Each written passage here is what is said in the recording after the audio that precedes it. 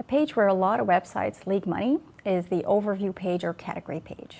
Now, an overview page or category page is a page where all kinds of similar products or services are listed. For example, in an e-shop, you get an overview of all the televisions they sell, or on a telecom operator's website, you get an overview of all the subscription models they offer. Now, pages like that should help people choose. Sadly, very often this is not the case.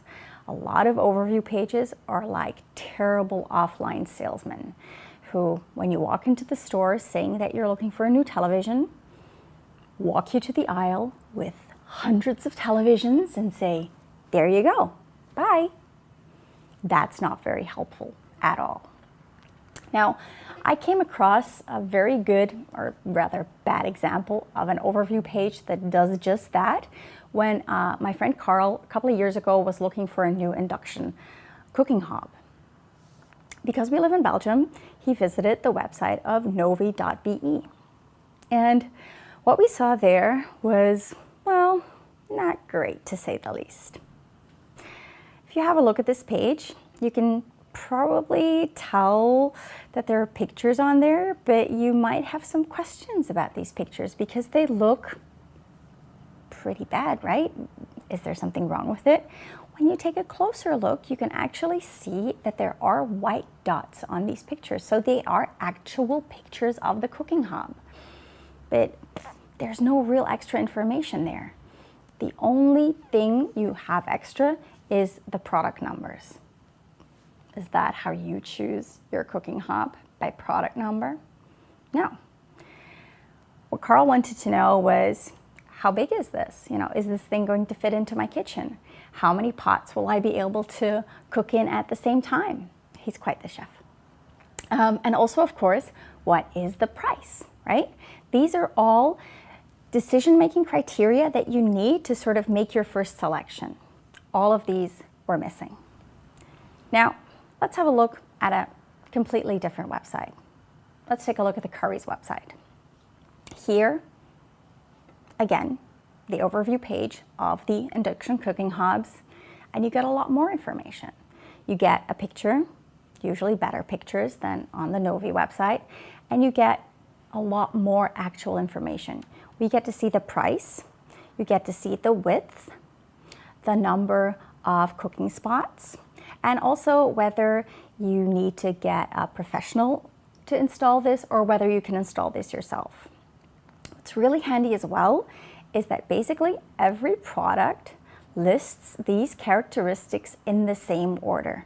And that is exactly the type of thing that makes it easy to compare, to make your first selection on this page, because that is really what this page should do. Help you make your first choice. Okay, but you said this is an example from a few years ago. Surely the Novi website has improved since then, right? You would hope so, but sadly this is not the case. You see, Novi did what a lot of companies do when they do a redesign of their website. They basically went just for aesthetics. So they made the website prettier, but they didn't change the stuff that really matters. They didn't help people make their choice more easily.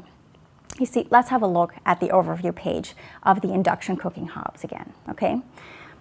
Well, if you see it here, the page looks completely different, and you now get a choice between Discover Pro, Discover Power, Discover Comfort, Discover Multi-Zone, and Discover Domino. But what does that mean, right? I don't know what that means. Let's go for Pro. You click Pro, where are we? Back where we started. The overview page from a couple of years ago. Yeah, same pictures, the product numbers.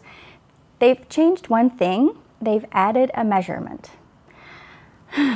Which measurement though? You know, what is this? Is this the width of the actual hob? Is this the maximum width of the hole that it needs to fit into? Where's the price? Where's the number of cooking spots?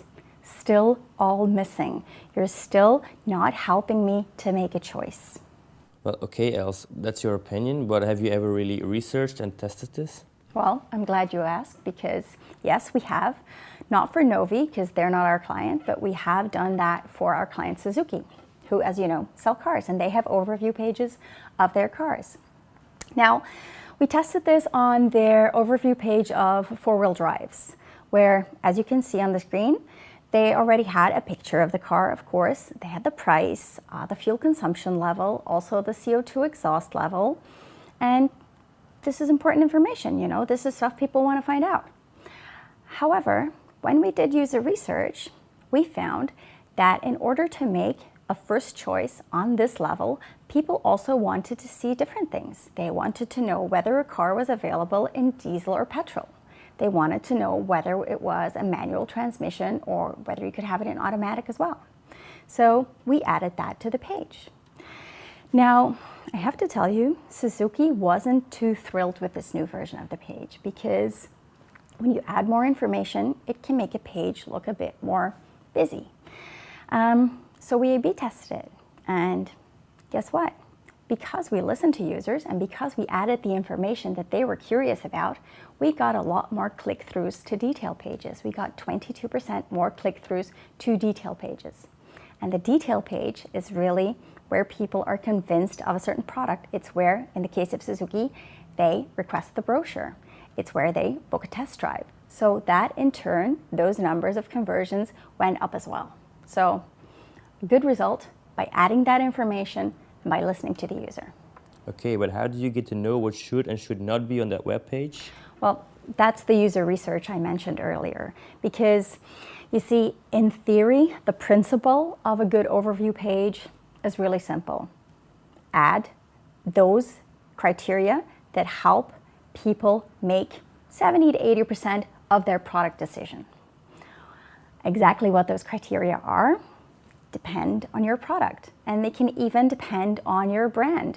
Like, for example, I can imagine that people who want to drive a BMW have different decision-making criteria than people who want to drive a Suzuki. That's why you need to do the research. You need to find out what matters to your users. And there are easy ways to find this out. You can do surveys, you can run user testing. Basically, you need to do some user research. And guess what? We've got an online training for that. Oh, really? Where can I find this training? On our website, of course. Enjoy.